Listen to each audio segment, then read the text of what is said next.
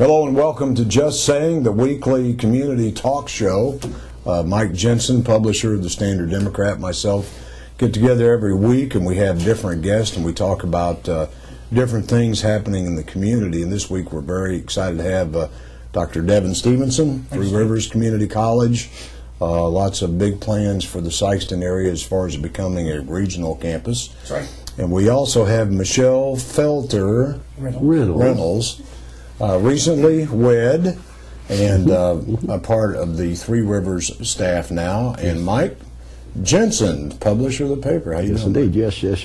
We're certainly glad to have you with us, David, especially Michelle. Michelle's a former staff member here at the newspaper and still is part of our family, as a matter of fact. And she obviously knows her way around this building. And we do welcome you both, and thank you. Good to be here, Mike. Thank you for joining us. Much. We do indeed. And we were just here a week or so ago when you went to the campuses, announced record enrollment for Three Rivers Community College at all the campuses. That's right. It's pretty amazing, when you look back over the last 2 years that we've been in Missouri to watch the explosion in growth in community colleges. We often say that this is the golden age of the community college, and we've seen that in Missouri. This term alone, we're up 15% in headcount and about 16% in credit hour production, which is unheard of.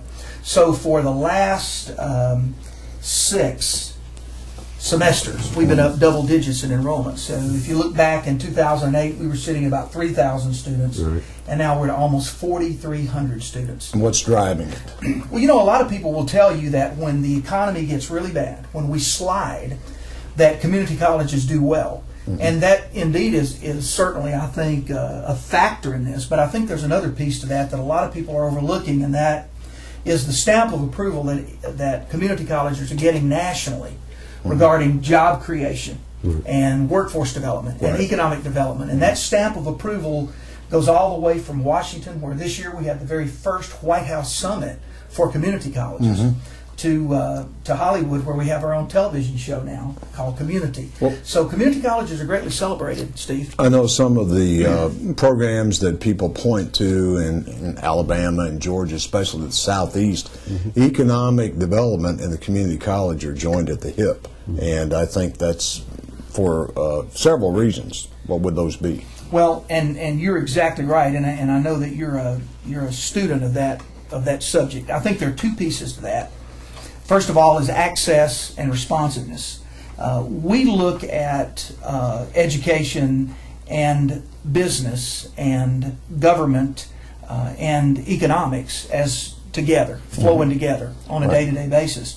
And job creation and keeping the economy stimulated is something that we're very big into. We believe it's driven right into the workforce, where we try to get employees as productive as they possibly can be.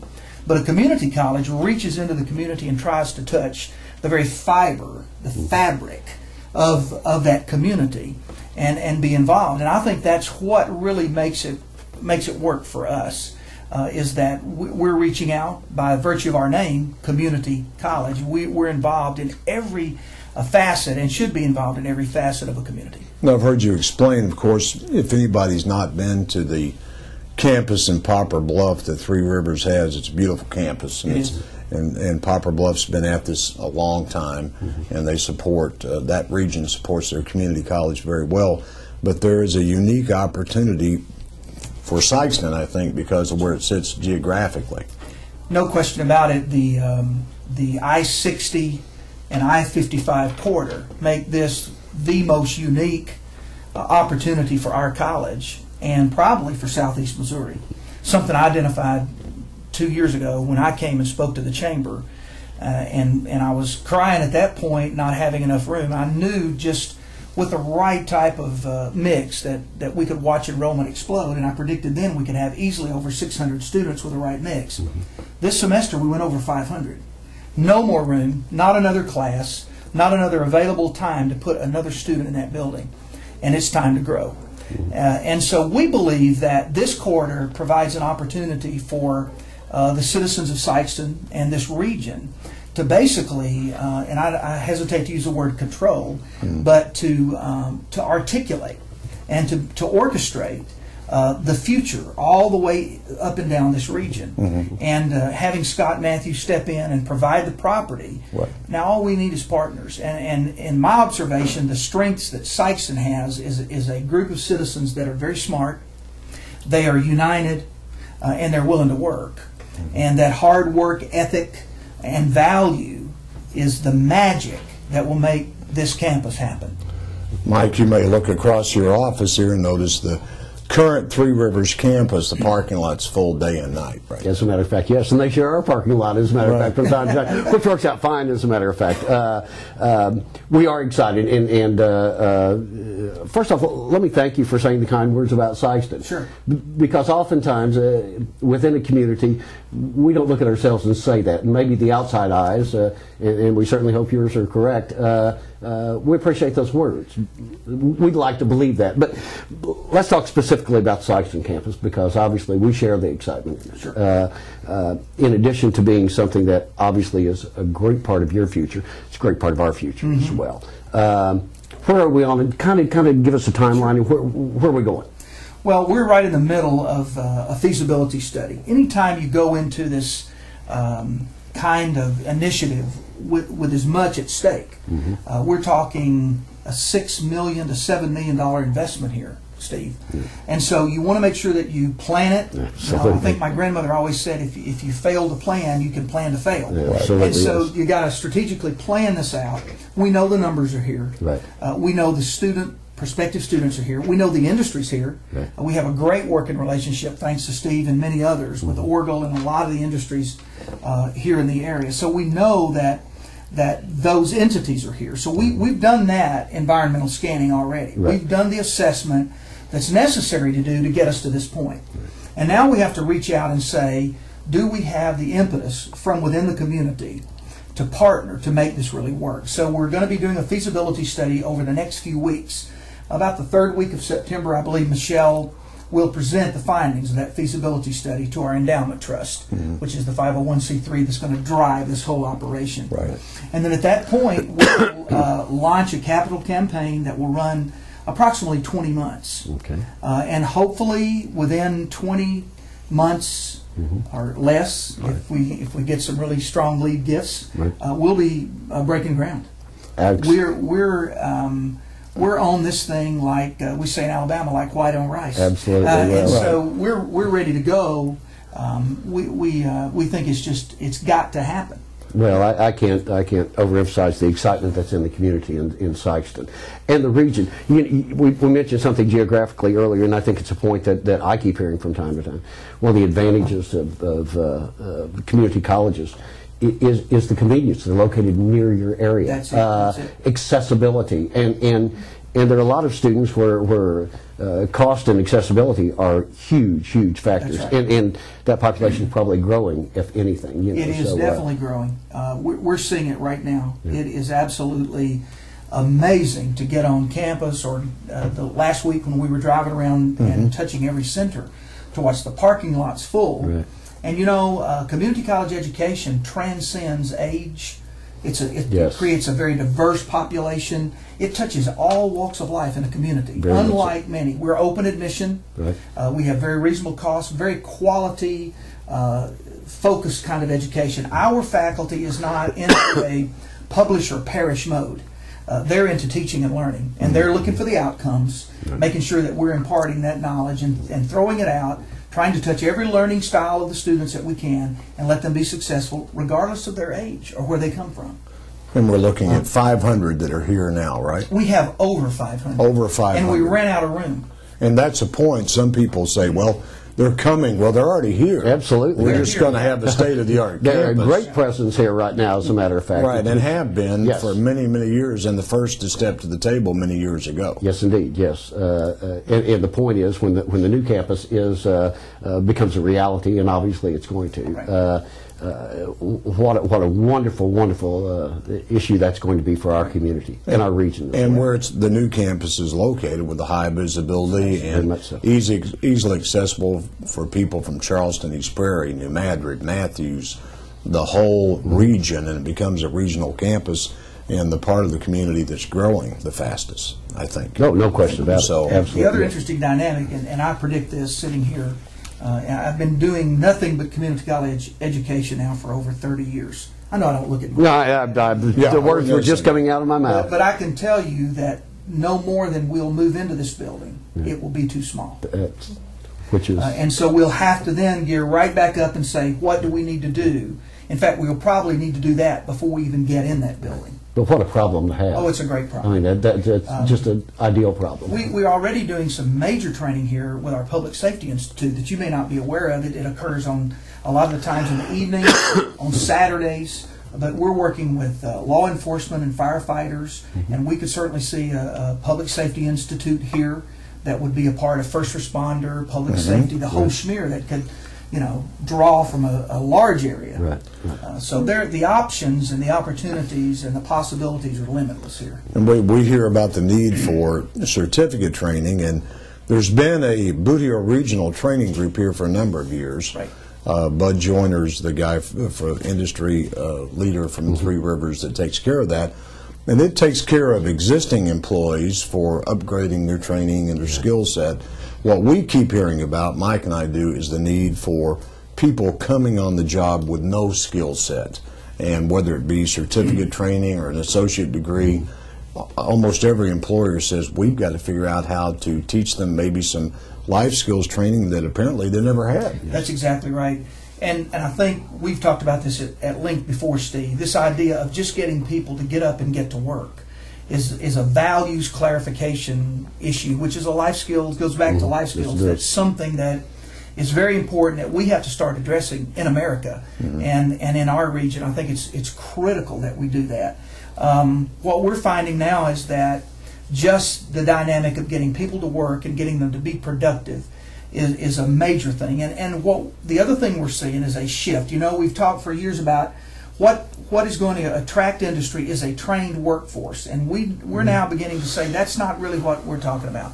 We've got to have an educated workforce, a workforce that can be trained and is poised with the life skills, the proper values to be successful on the job. Let me ask you, and you talk about the somewhat basic needs of some of these students in terms of here's the development that you need to reach the goals that you may have.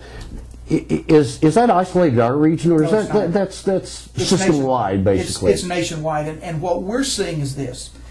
From very early on, of course, an individual's life script's is written before the age of 5.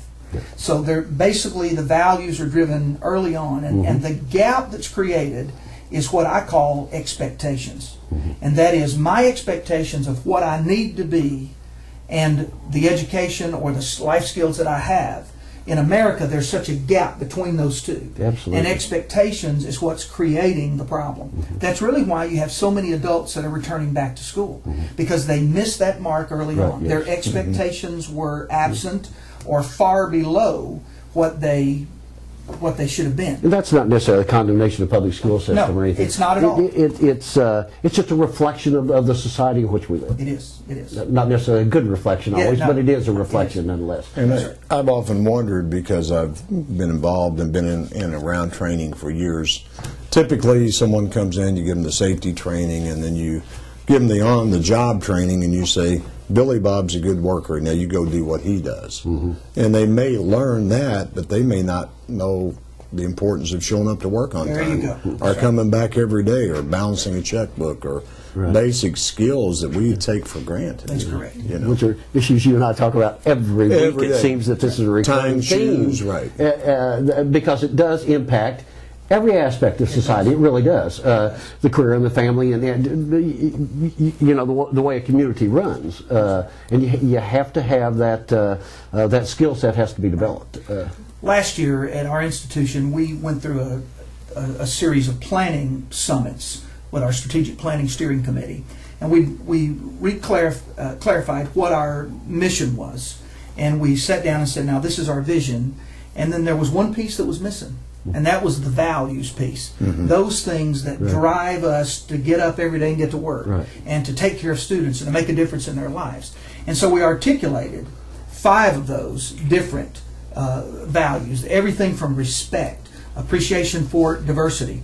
And one of them that kept coming out, and this was amazing because as we would survey the faculty and staff, hardworking came out as a value every time. Now, That's if you something. went to some other regions in the country and did a values clarification study, you wouldn't find that. But it was great to see that those of our staff were saying one of the most important values we have is that we're hardworking and we're disciplined. And that's what we've got to instill in our young people and our labor force. Sure. That being hardworking and being respectful and being committed to excellence is what's going to turn this entire thing around. No Yeah, question. we have a curriculum over here. There's a guy by the name of Coach Kent Gibbs that coaches the Sykeston I've heard about him. football Bulldogs. Yes. And that is his curriculum, so I don't know how we can transfer that, but it is all about mutual respect and doing the right thing. And I know he teaches them it's the little things, because someday you're going to need to know how to handle the big things. That's exactly and right. do you want to be a good worker or a bad worker? And And the thing I try to drive every week, and that's personal responsibility. And we can all define that differently, and we all do it in our own way.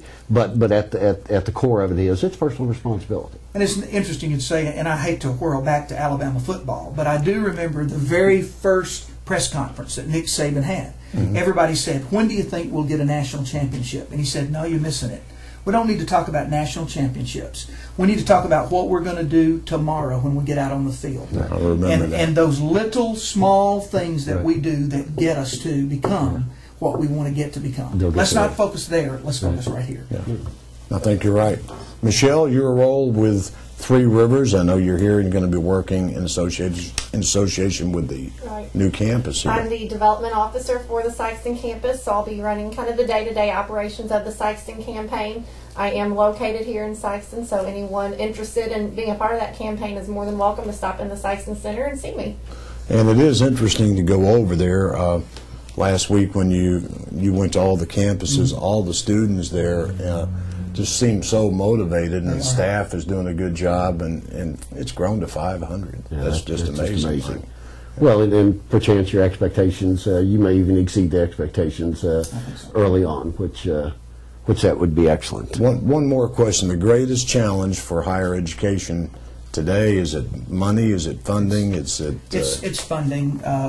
If you look back, we did a report review back to a report that had been done in 1985, reviewed it, and our state support at that point was 39% of the budget. Today it's 19%. Our local tax support in 1985 was 20%. Today it's 8.8%. Federal, state, and local dollars are shrinking. Right. It's our biggest challenge.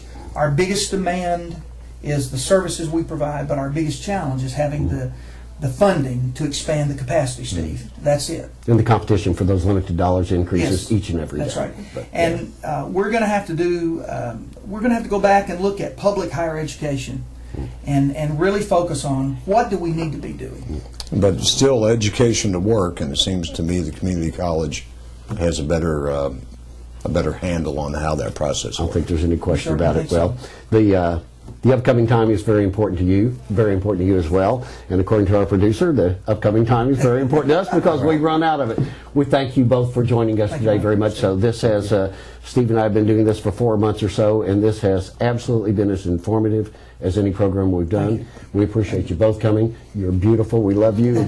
You're a bright man, and we appreciate you. Thank you for joining us. We hope you join us again next week. As always, any suggestions, comments, or even that occasional criticism, we will welcome it. Thank you for joining us.